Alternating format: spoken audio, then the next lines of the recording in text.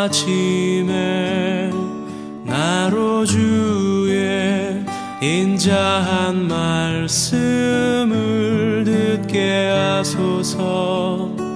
내가 주를 의뢰합니다. 나의 다닐 길을 인도하소서.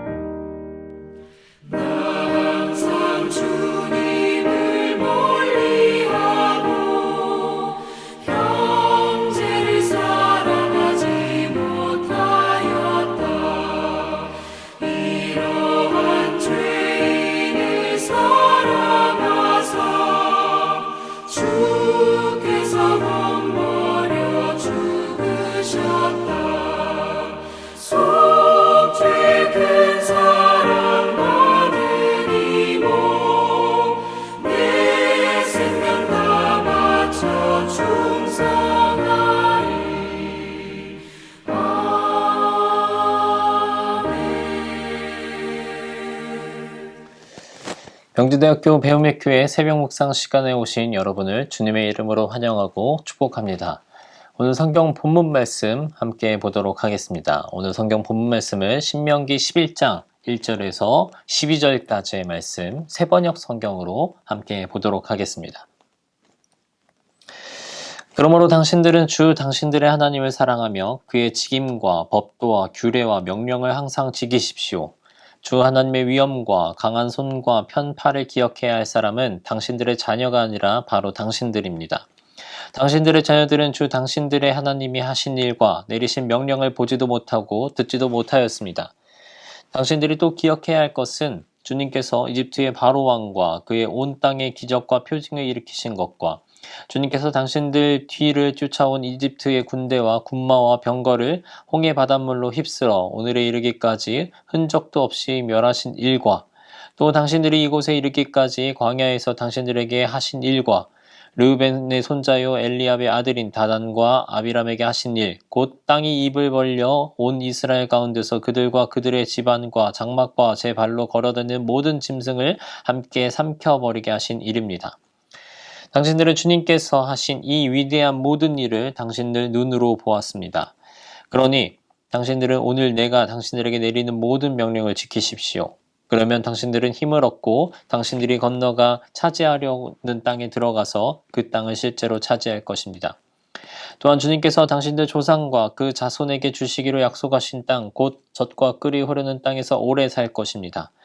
당신들이 들어가서 차지할 땅은 당신들이 나온 이집트 땅과는 다릅니다. 이집트 땅에서는 채소밭에 물을 줄 때처럼 씨를 뿌린 뒤에 발로 물을 댔지만 당신들이 건너가서 차지할 땅에는 산과 골짜기가 많아서 하늘에서 내린 빗물로 밭에 물을 댑니다.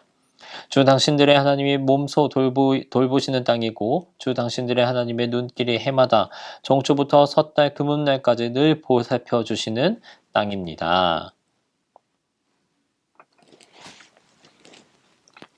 오늘 우리가 함께 읽은 본문의 말씀은 모세의 고별 설교 2부에 해당되는 부분입니다. 다들 잘 아시겠지만 신명기라고 하는 성경 자체가 모세가 그의 백성들에게 유언식으로 전달해주고 있는 성경임을 다시 한번 우리가 기억할 수 있는 부분이다라고 할 수 있겠는데, 여러 가지 설교의 내용들을 몇 부로 우리가 나누어서 봤을 때 오늘 우리가 읽었던 본문의 말씀은 2부에 해당되는 말씀이다라고 하는 것이죠. 여기서 모세는 하나님과 율법에 대해서 순종해야 할 어떠한 당위성과 어떤 근거에 대한 내용들을 반복적으로 제시하면서 그 내용들에 대한 강조를 보여주고 있다라고 하는 것입니다.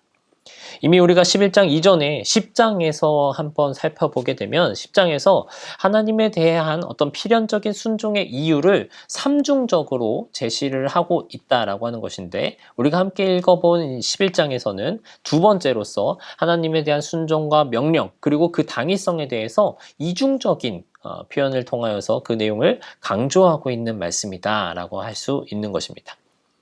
특별히 여기서 모세는 이스라엘이 하나님께 순종해야 할 어떤 당위성으로 먼저 이스라엘 백성들이 하나님의 크신 능력과 하나님이 행해 주셨던 여러 가지 기적 사건들을 통하여서 그들이 출애굽하여 가지고 지금까지 이르게 되었음을 다시 한번 상기시켜 주고 있고요. 그 다음에 그들이 앞으로 들어가야 될 그 가나안 땅에서의 이제 축복이 하나님께 대한 순종으로만 얻을 수 있는 것이다 라고 하는 내용을 다시 한번 제시하면서 강조하고 있는 본문의 말씀이다 라고 하는 것이죠. 이러한 본문 속 내용에서 우리는 먼저 1절의 말씀에 주목해야 될 필요성이 있습니다. 1절의 말씀에서 이렇게 얘기하고 있습니다. 그러므로 당신들은 주 당신들의 하나님을 사랑하며 그의 직임과 법도와 규례와 명령을 항상 지키십시오. 우리가 읽은 1절에서 모세는 이스라엘 백성들에게 이렇게 명령하고 있다라고 하는 것입니다. 이 말씀 가운데서 하나님의 사랑이라고 하는 단어와 그리고 그의 직임, 법도, 규례와 명령을 준수하는 이 준수의 내용을 구분해서 우리가 이해할 수 있겠는데, 하나님의 사랑이라고 하는 것이 그의 백성들이 가져야 할 기본적인 의무에 대한 내용이다라고 한다면, 직임과 법도와 규례 그리고 명령에 대한 준수라고 하는 것은 그 사랑에 대한 흔적 혹은 증거라고 할 수 있다라고 하는 것이죠. 모세는 마지막 이스라엘 백성들을 떠나보내기를 앞두고 그들이 하나님을 사랑함에 있어서 말뿐인 혹은 허상으로 남을 수 있는 어떤 마음만의 사랑의 모양으로 하나님을 사랑하는 것에 그치지 않기를 바라는 마음으로 이러한 얘기를 꺼내고 있다라고 하는 것입니다. 그리고 그러한 모양의 위험성에 대한 경고와 더불어서 하나님과 백성들 사이에서의 이루어지는 그 관계, 그 사랑의 관계가 우리가 생각했던 것보다 대단히 구체적이었다라고 하는 것을 지적해주고 있다는 것이죠. 본문에서 말해주고 있듯이, 그리고 모세가 지적해주고 있듯이 하나님의 은혜를 입은 그리스도인들은 마땅히 하나님을 사랑해야 하고 또 사실 그럴 수밖에 없는 존재들입니다. 그러나 그에 대한 흔적과 증거는 당연히 뒤따라야 한다라고 하는 것이죠. 말로만 사랑하고 증거가 없다라고 한다면 그 사랑에 대해서 우리는 거짓이라고 얘기할 수밖에 없겠습니다. 그리고 그 사랑에 대해서 우리는 오히려 상대방을 기만하는 것으로 이해하게 될 것입니다. 요한복음 14장 21절에서는 이렇게 기록하고 있습니다. 나의 계명을 지키는 자라야 나를 사랑하는 자니 나를 사랑하는 자는 내 아버지께 사랑을 받을 것이요 나도 그를 사랑하여 그에게 나를 나타내리라 라고 기록이 되어 있습니다. 물론 그것이 꼭 문자적이고 어떤 딱 떨어지는 문장에 대한 준수로만 나타난 것은 아니겠지만, 구약의 율법과 또한 예수님이 전달해 주신 그 그리스도의 계명의 본질, 그 본질이 여러 가지 형태로 남아 있어야 한다라고 하는 것을 의미한다는 것이죠. 그것이 우리가 하나님을 향한 사랑을 나타낼 수 있는 가장 아름다우면서도 가장 확실한 수단이 된다라고 하는 것을 우리는 기억해야 한다라고 하는 것이고, 그리고 그것을 사실상 하나님이 원하신다라고 하는 것을 우리는 분명하게 기억할 필요가 있겠습니다. 우리가 어떠한 사랑의 흔적과 또한 증거 없이 그저 말뿐인, 그리고 형식적인 모양새에 갇혀서 하나님을 향한 사랑의 의미를 다하고 있다라고 내가 생각하고 있다면 그것은 굉장히 크게 오해하는 모양새가 되는 것이고, 하나님이 원하시지 않는 사랑이다라고 하는 것을 우리는 분명하게 기억해야 하겠습니다. 이는 단순히 우리 사람끼리의 관계에서도 마찬가지입니다. 연인 사이에서도, 가족 사이에서도, 부부 사이에서도 이 말뿐인 사랑은 우리가 너무나도 쉽게 눈치챌 수 있고, 또 그것을 사랑이라고 우리가 인식하지 못하고 있듯이 하나님은 더더욱 우리에게 그러한 사랑의 모양을 원하신다라고 하는 것이죠. 선지자 이사야 때에 유다 백성들이 많은 재물을 성전으로 가져왔고 또 많은 기도를 하나님께 올렸습니다. 그렇지만 그들이 하나님으로부터 칭찬을 받기는커녕 오히려 경고와 책망의 메시지를 받았습니다. 그 이유는 무엇일까요? 그들이 바쳤었던 재물에, 그들이 드렸었던 기도에 정성이 담기지 않았었던 것일까요? 그것이 아니었습니다. 그들이 하나님에 대해서 가지고 있는 사랑에 대한 흔적, 그리고 그들이 가지고 있었던 사랑에 대한 증거, 그거를 전혀 남기지 않으면서 그들이 재물만 가지고 나왔기 때문에 그렇다라고 하는 것이죠. 우리가 믿고, 우리가 찬양하고, 우리가 영광 올려드리는 하나님이 그런 분이시다라고 하는 것입니다. 종교적인 제의보다 순종하는 생활을 더 기뻐하시는 분, 그분이 바로 우리가 믿는 하나님이다라고 하는 것입니다. 하나님의 사랑의 계명을 준수하지 않으면서 많은 재물을 가져오는 사람들은 언제나 하나님의 인정을 받지 못한다라고 하는 것이죠. 교회에서의 예배 참여 횟수, 아니면 내가 가지고 있는 직분의 정도, 아니면 내가 매주 드리고 있는 헌금의 액수, 그것이 중요한 것이 아니다라고 하는 것이죠. 중요한 것은 하나님의 그 사랑의 계명을 지키고 있는지 아니면 지키고 있지 않은지, 그 여부가 중요하다라고 하는 것입니다. 하나님의 뜻대로 행하는 사람이 참으로 하나님을 기쁘시게 하며 그 증거와 흔적을 가지고 있는 사람들이 하나님의 사랑, 하나님을 향한 사랑을 진정으로 보여주는, 그리고 하나님의 백성으로서의 의무를 진정으로 다하는 자가 된다라고 하는 것임을 우리는 분명하게 기억해야 하겠습니다. 우리는 자신의 모습을 한번 뒤돌아보아야 할 필요가 있겠습니다. 나는 종교적인 형식의 틀에 매여서 실패했었던 그 유대인들의 전철을 밟고 있었던 것은 아니었는지, 나는 진정으로 나의 삶의 모습에서 하나님을 향한 사랑의 흔적들과 그 증거들을 지니고 있었는지, 남기고 있었는지, 그것들을 한번 확인하면서 그것들이 하나하나 쌓아나가는, 그것들을 하나하나 쌓아나가서 우리들의 삶의 모습을 만들어 나가는 저와 여러분들이 되길 주님의 이름으로 소망합니다. 그것들이 하나하나 모여서 우리의 삶 가운데, 우리의 공동체 가운데 그것들이 쌓여나가고 모여나갔을 때에 그것들이 하나님의 나라의 기초가 된다라고 하는 것을 믿으시는 저와 여러분들이 되길 주님의 이름으로 축원합니다. 함께 기도하겠습니다. 하나님, 하나님의 백성으로서 당연히 갖추어야 할 하나님 사랑에 대한 의무의 모습을 우리 스스로가 가지고 있었는지 뒤돌아보기를 원합니다. 그동안 나의 사랑이 말뿐인 혹은 형식적인 모양은 아니었는지 뒤돌아보게 하시고, 그리스도의 계명을 실천하면서 진정한 하나님을 향한 사랑의 흔적과 그 증거를 남기면서 살아가는 우리가 되게 하여 주시옵소서. 우리 삶에 순종이라고 하는 그 정금으로서 주님께 제사드리고 그 결과물을 하나하나 쌓아나가서 주님의 나라를 만들어 나가게 하여 주시옵소서.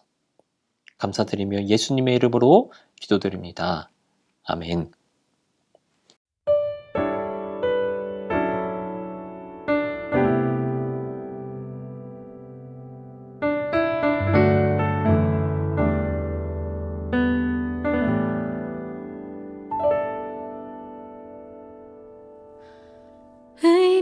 없이 반복되는 삶에 찾아오신 주 예수님, 무너진 마음 가운데 높은 벽을 넘어 소망을 주시는 주 예수님,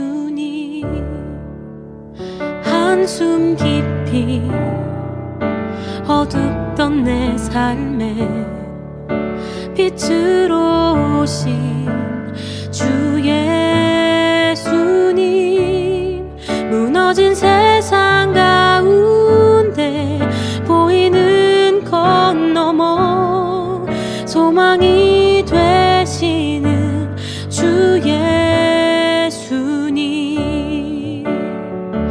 편안함보다 평안을,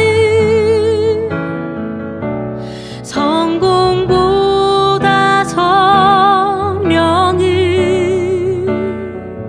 예수로 오는 기쁨과 사랑 나누며 예수를 자랑하며 살아가는 삶이 되길, 말씀에 의지하며 행하는 믿음을 살고 예수가 주신 십자가 구원 누리며 정결한 마음으로 세상 방법에 미련한 자로, 정결한 마음으로 세상 가운데 정직한 자로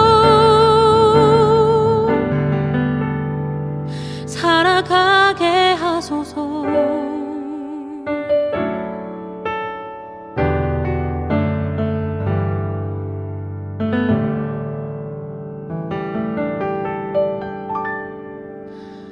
노력하고 아무리 애써도 주 없인 아무것 아니네.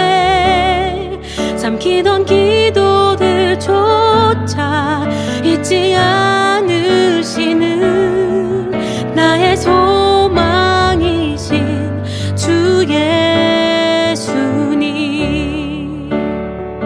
편안함보다 평안을, 성공보다 성령을,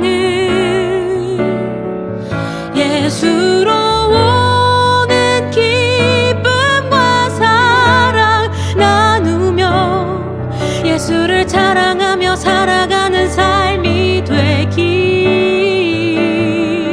말씀에 의지하며 행하는 믿음을 살고 예수가 주신 십자가 구원 누리며 정결한 마음으로 세상 방법에 미련한 자로, 정결한 마음으로 세상 가운데 정직한 자로 살아가게 하소서.